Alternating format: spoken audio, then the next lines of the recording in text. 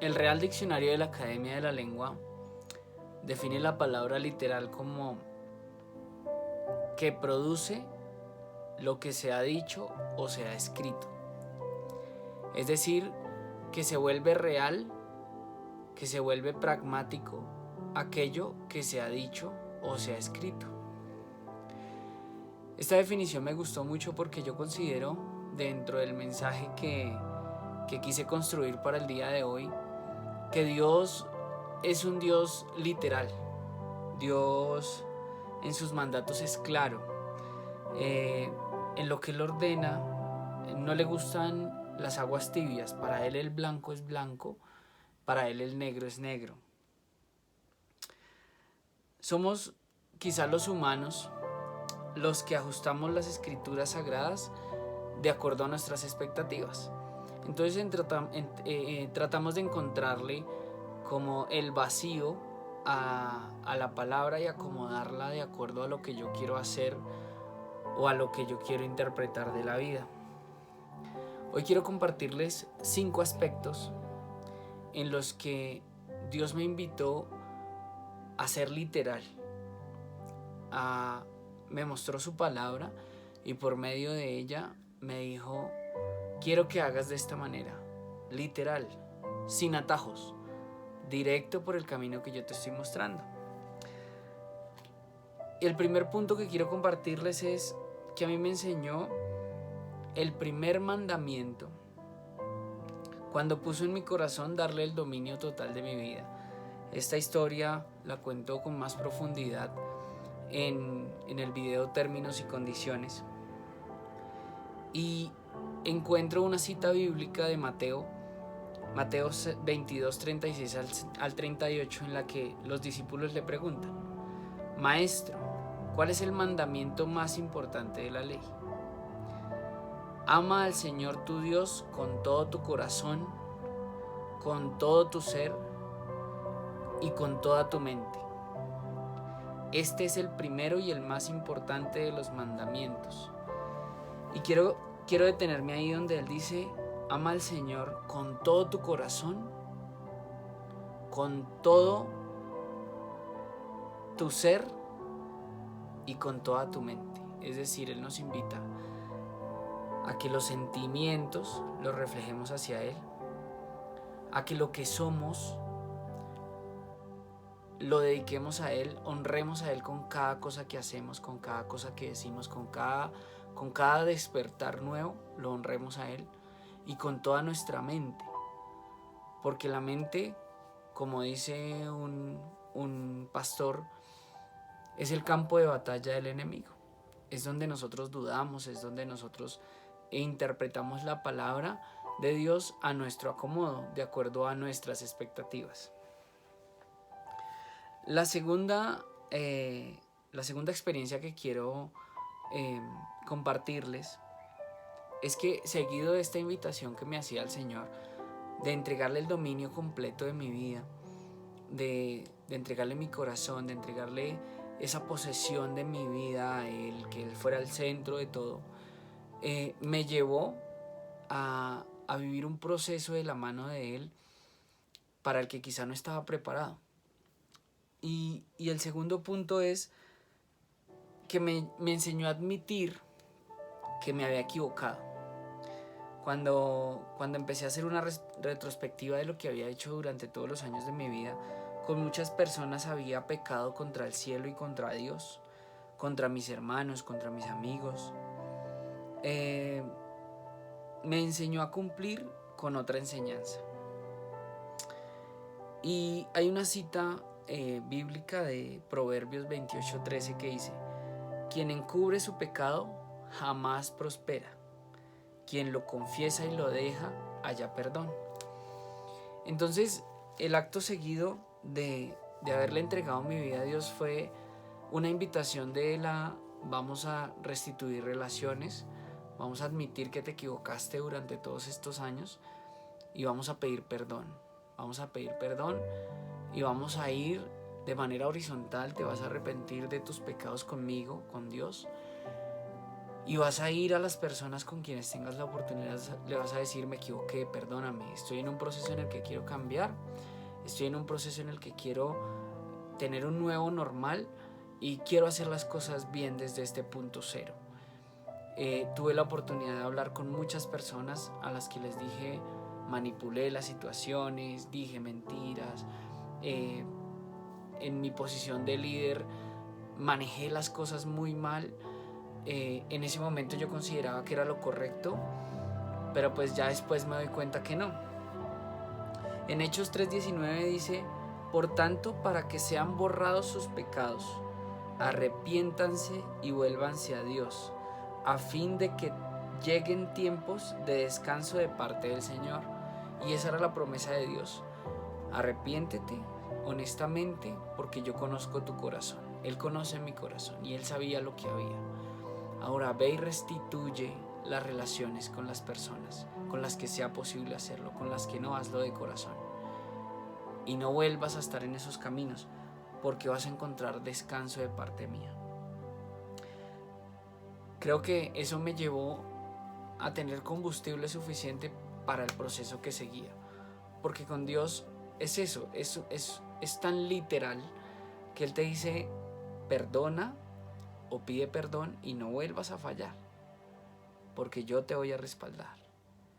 Sin embargo, pues el ser humano seguramente vuelve y se equivoca en algún momento, pero al tener esa convicción de pecado, al tener esa convicción de que yo me puedo equivocar porque soy humano, pero ya peco menos o me equivoco menos de lo que habitualmente yo me equivocaba, vamos a entrar en un proceso de mejoría continua en la que vamos a procurar restablecer y establecer relaciones sanas con el amor de Dios. El tercer espacio en el que Dios me moldea y me dice literalmente lo que quiere de mí es que me enseñó lo que era un seguidor, lo que era un discípulo, lo que era un apóstol, y me invitó a hacerlo, a seguirlo. Entonces me sembró en mi corazón el sentimiento de querer ser un discípulo, un apóstol de Jesús.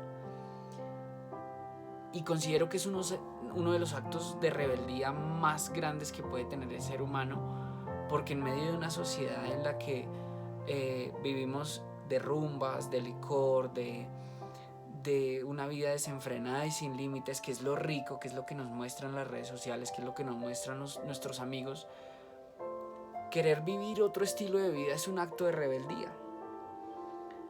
Y quererlo vivir honestamente, quererlo vivir por convicción, de corazón, y no porque alguien influye en ti, porque en esos momentos en los que tienes la presión de alguien que te dice: usted tiene que dejar el trago, usted tiene que dejar el café, usted tiene que dejar la rumba, usted tiene que dejar... Entonces seguramente al principio lo dejas, seguramente al principio estableces un cambio, pero tarde o temprano puedes recaer porque no lo hiciste por convicción.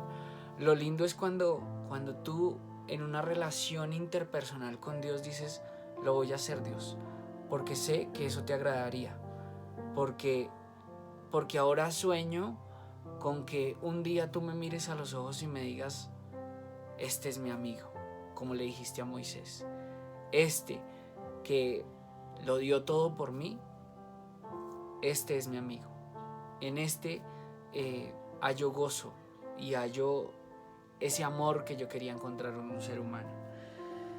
Jeremías 17:10 dice: yo, el Señor, sondeo el corazón y examino los pensamientos, para darle a cada uno según sus acciones y según el fruto de sus obras. Dios permanentemente está analizando nuestro corazón, y a veces ese corazón está endurecido, está recubierto por esa caparazón dura, difícil de romper, que solo Él puede romper.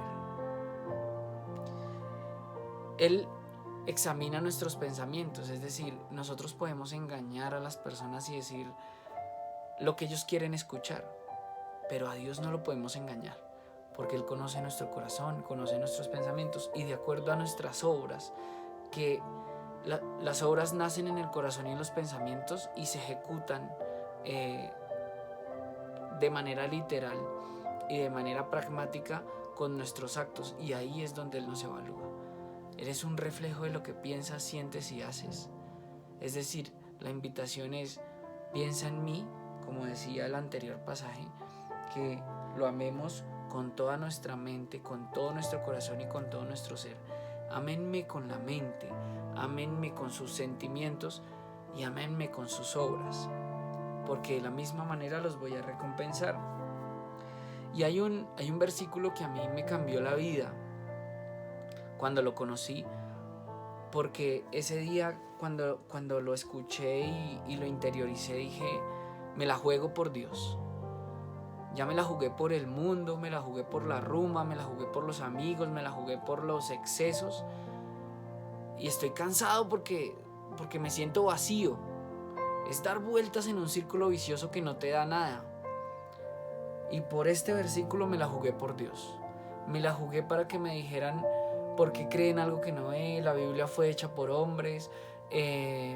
Bueno, todas las cosas que le dicen a uno cuando uno manifiesta abiertamente que quiere ser seguidor y quiere ser discípulo y apóstol de Jesús. Y es básicamente una operación matemática. O sea, yo digo, es 1 más 1, 2. Dice Santiago 4, 7 al 8. Así que sométanse a Dios, resistan al demonio. Someterse a Dios en todo, en mis pensamientos, en mis obras, en mis sentimientos, en mi corazón, en mi trabajo, en mi deporte, con mi familia. Sométanse en todo a Dios. Resistan al demonio. Entonces, si a mí me gustaban los excesos de trago, resista. Si a mí me gustaba la pornografía, resista. Si a mí me gustaba faltarle al respeto a las mujeres con una mirada y un pensamiento, resista.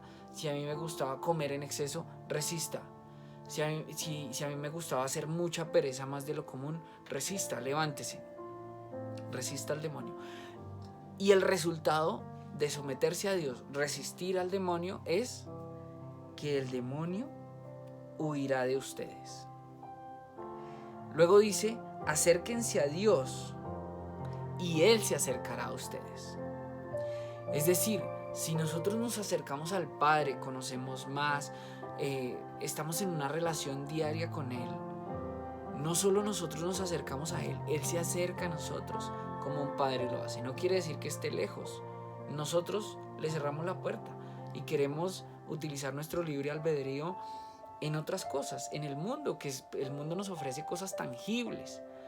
La fe es algo intangible, y eso es lo que no es atractivo para las personas, porque pues yo un trago lo veo, yo un aplauso de un amigo lo veo, yo cuando estoy tomado soy chistoso, eso lo veo, pero seguir el camino de Dios, tomarme en vez de una cerveza una botella con agua, en vez de faltarle al respeto a una mujer con una mirada, centrar mi mirada en otras cosas, cambiar la mirada y evitar que eso transforme mi corazón, dejar de consultar páginas que solo me llevan a tener un vicio de pornografía.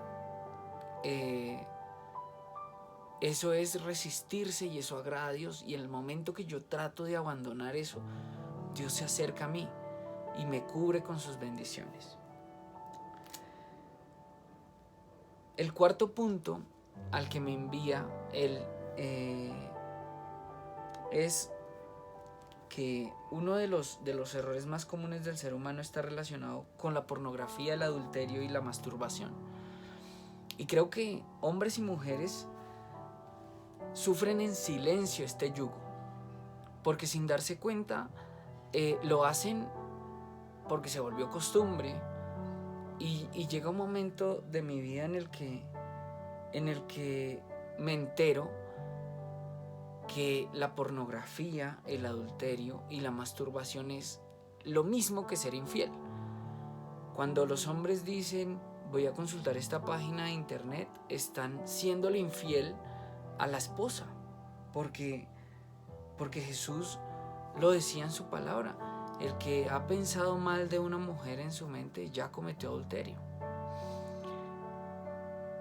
Y y las mujeres también, cuando las mujeres de repente ven un hombre que es musculoso, que tiene el abdomen marcado, está sin camiseta en una novela y de pronto tiene solo una pantaloneta y se le ven las piernas musculosas y dicen, wow, es que está muy lindo, es que está...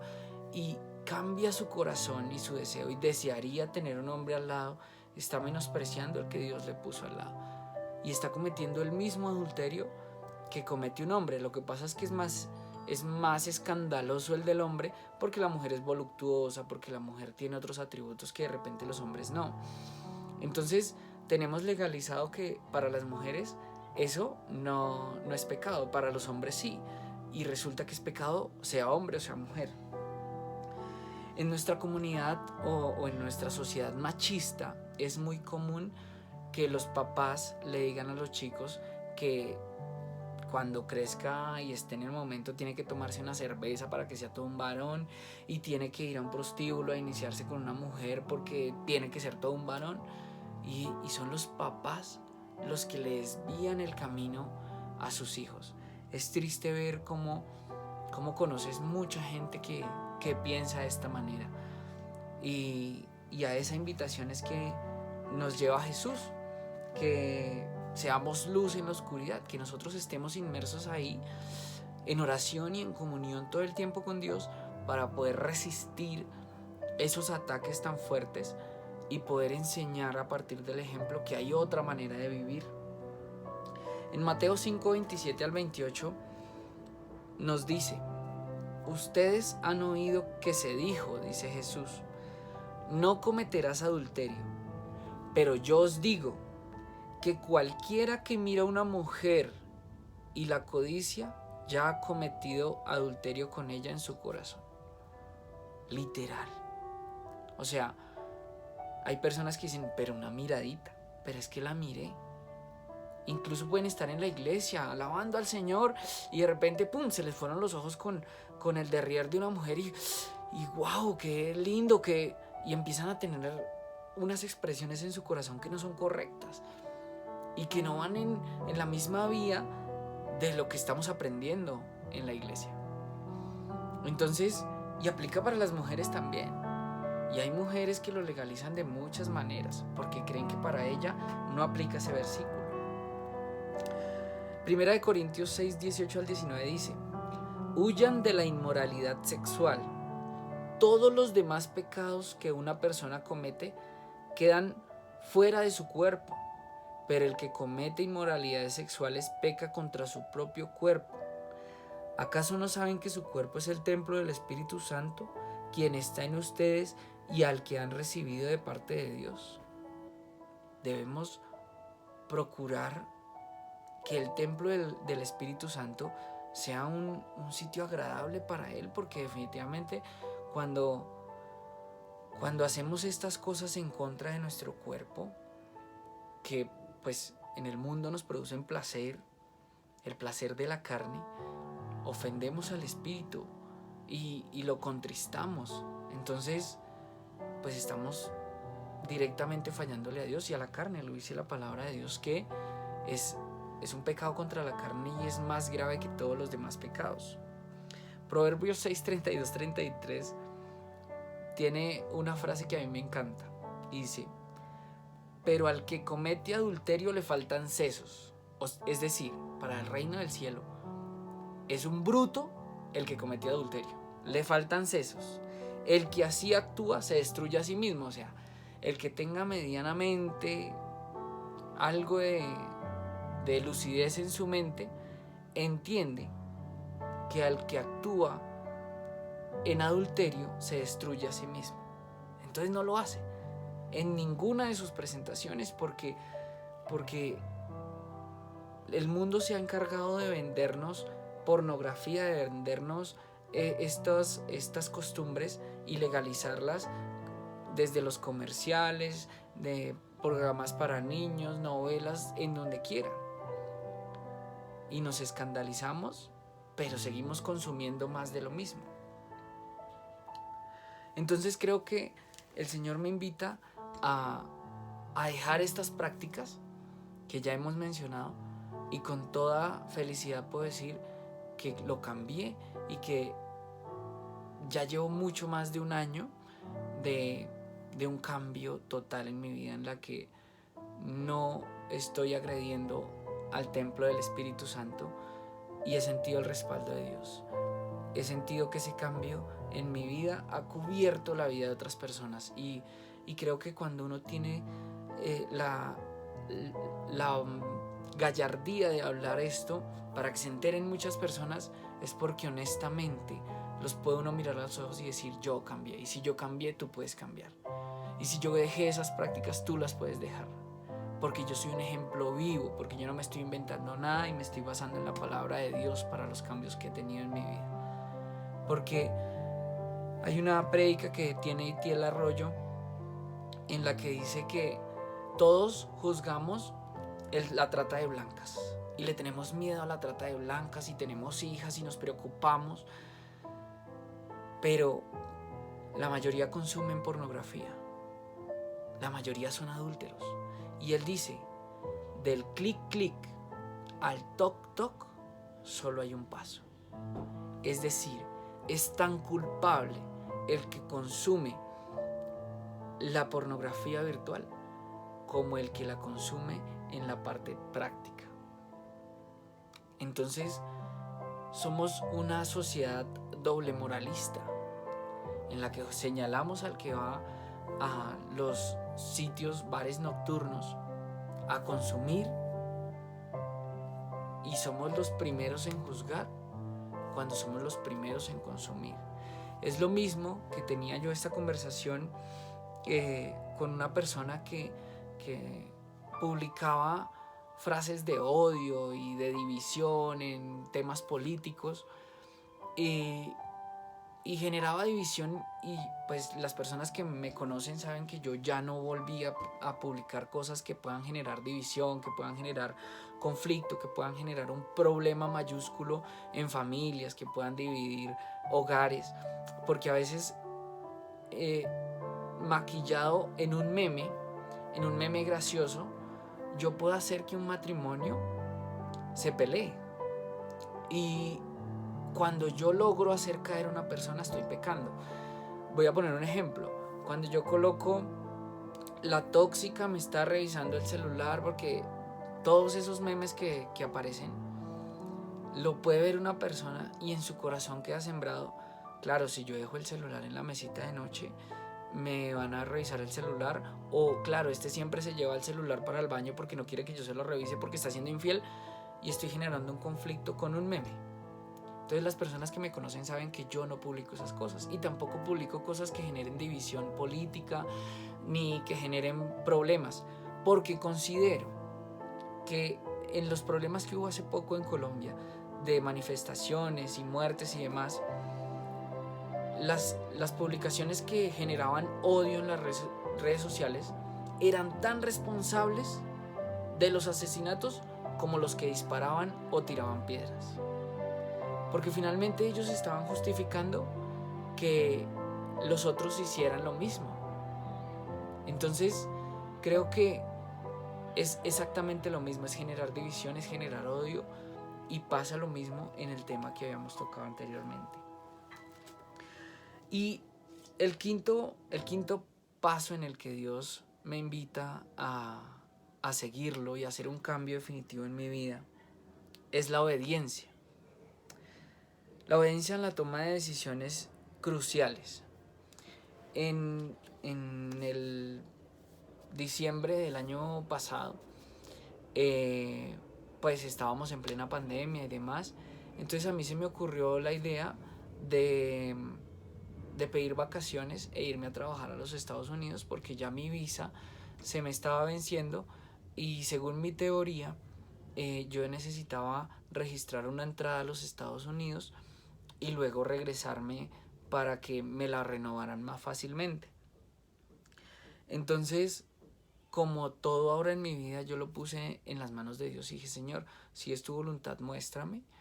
Esperé la respuesta de Dios, y en oración Él me decía: es que no es por ese viaje que tú hagas en el que quieres pedir descanso para quitarle tiempo a tus hijos, para quitar ese tiempo de familia, para dedicarles tiempo de calidad, el tiempo de calidad que no les puedes brindar normalmente, para quitárselos a ellos e irte a trabajar. Es decir, tú me debes honrar también con tu descanso. Y a partir de ahí tomé la decisión de descansar, por ejemplo, los lunes, de hacer deporte. Entonces me vas a honrar con tu descanso.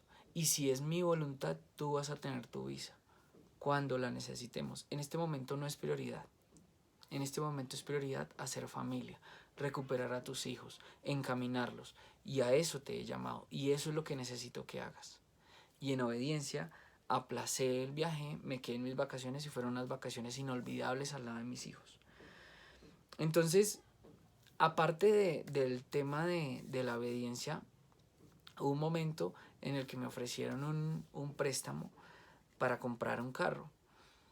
Y pues claro, ¿a quién no le gustaría tener un carro último modelo en el que te dicen ya te desembolsamos la plata, elige el carro? Entonces, pues todos ponemos los ojos de signo pesos y decimos Dios, o sea, gracias. Y cuando lo puse en manos de él y dije, Señor, ¿es tu voluntad? Él me dijo, no, las deudas no. Las deudas no te van a bendecir, te vuelven esclavo del que te presta. Y eso no es lo que yo quiero para ti. ¿Necesitas un carro de 80 millones o con el carro que tienes estás bien? No, con el carro que tengo estoy bien. Ok, hijo, entonces cuando necesites ese carro seguramente lo vas a tener y ya. En este momento estás bien con el que tienes. Deserté y creo que a esa obediencia nos invita a Dios. Dios permite que el mundo nos pruebe el corazón para ver qué decisión tomamos. Y no siempre van a ser cosas malas, también nos van a dibujar cosas muy positivas. Entonces, pues tener un carro, tener un viaje a los Estados Unidos, pues es algo que todos anhelamos, pero en ocasiones no siempre debemos decir que sí. En Mateo 6:33 al 34 ilustra mucho esta parte y es, más bien, en vez de irse a viajar a Estados Unidos, en vez de comprarse un carro que lo va a tener endeudado durante un montón de años, busquen primeramente el reino de Dios y su justicia, y todas estas cosas les serán añadidas. Claro, uno dice ahí, bueno, pero me serán añadidas cuando yo ya me sometí, yo ya estoy juicioso, entonces ¿cuándo me vas a traer esas cosas que van a ser añadidas? La empresa que yo quiero, las ventas que yo quiero, el carro que yo quiero, la casa que yo quiero, la mujer que yo quiero. En el momento de Dios, en el momento que estés preparado para recibir los frutos de tu cosecha, ahí los vas a recibir. Por lo tanto, no se angustien por el mañana, el cual tendrá sus propios afanes. Cada día tiene ya sus problemas. Hay una frase de Horacio, que existió 65 años antes de Cristo, que decía, Carpe diem quam minimum credula postrero. Y traduce, aprovecha el día de hoy, confía lo menos posible en el mañana. Y eso ilustra muy bien lo que unos años posteriores iba a enseñar Jesús acerca de no se preocupen por el mañana, vivan el hoy, cada día tiene su propio afán. Entonces a partir de ahí vivo cada día, tengo presupuestos de venta más grandes, pero trabajo día a día para lograr ese objetivo. Tengo cosas por resolver a diario y no doy por sentado que mañana voy a amanecer vivo. Sencillamente vivo la vida hoy y me preocupo por hacer las cosas bien hoy, para agradar a Dios hoy. Porque si mañana no amanezco, hoy fue el último día que tuve la oportunidad de hacer las cosas bien y las hice bien. Y esa es mi invitación para todos. Romanos 8 al 14, Romanos 13, 8 al 14. Y en las anotaciones yo coloqué que lo leyéramos completo, porque es una lectura espectacular. Dice, sométase toda persona a las autoridades, del 8 al 14. No debáis nada a nadie, sino el amaros unos a otros, porque el que ama al prójimo ha cumplido la ley.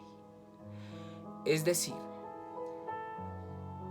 no tenemos que endeudarnos, preocupémonos por amar al prójimo y estamos cumpliendo la ley de Dios.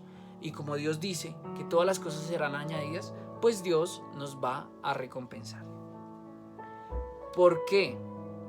No adulterarás, no matarás, no hurtarás, no dirás falso testimonio, no codiciarás, y cualquier otro mandamiento en esta sentencia se resume en: amarás a tu prójimo como a ti mismo.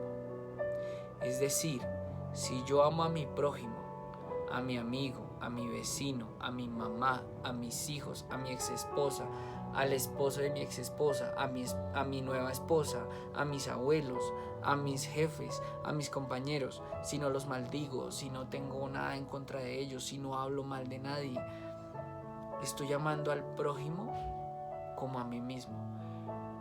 Pero si yo soy inseguro de mí, no me estoy amando. Si yo peco permanentemente cuando nadie me ve, no me estoy amando. Entonces, ¿cómo voy a amar a alguien si no me amo a mí mismo? Y en la medida que amo al prójimo como a mí mismo, amo a Dios sobre todas las cosas. Es una relación bilateral en la que amo a Dios sobre todas las cosas, en la medida que amo al prójimo como a mí mismo. El amor no hace mal al prójimo, así que el cumplimiento de la ley es el amor. O sea, Dios nos mandó a amarnos, no a soportarnos, amarnos. Ah, es que me insultó, ámelo. Ah, es que me puso una piedra en el camino, ámelo. Ah, y es que me dijo que me detestaba, ámelo. Ámelo, ame a sus enemigos, dice Mateo. Y esto conociendo el tiempo, que es ya hora de levantarnos del sueño, porque ahora está más cerca de nosotros nuestra salvación que cuando creímos. La noche está avanzada y se acerca el día. Desechemos pues las obras de las tinieblas y vistámonos las armas de la luz. Andemos como de día, honestamente, no en glotonerías y borracheras, no en lujurias y lascivias, no en contiendas y envidia, sino vestidos del Señor Jesucristo, y no proveáis para los deseos de la carne. Es decir, en todos los aspectos de la vida debemos honrar a Dios. Dice Timoteo, primera de Timoteo 5:8, el que no provee para los suyos y sobre todo para los de su propia casa, ha negado la fe y es peor que un incrédulo. Es decir, preocupémonos primero por proveer para nuestra casa, pero no solo proveer dinero y proveer comida, proveer ejemplo. Tenemos que ser luz, tenemos que enseñarle a los demás cómo se pueden hacer correctamente las cosas, cómo puedo cuidar el templo del Espíritu Santo, cómo puedo eliminar las mentiras, cómo puedo eliminar las groserías, esas pequeñas cosas que yo puedo ir cambiando hasta que llegue a grandes cosas, hasta que llegue a preservar mi cuerpo antes de un matrimonio. Finalmente en Proverbios 22:7 dice, los ricos son los amos de los pobres y los deudores son esclavos de sus acreedores.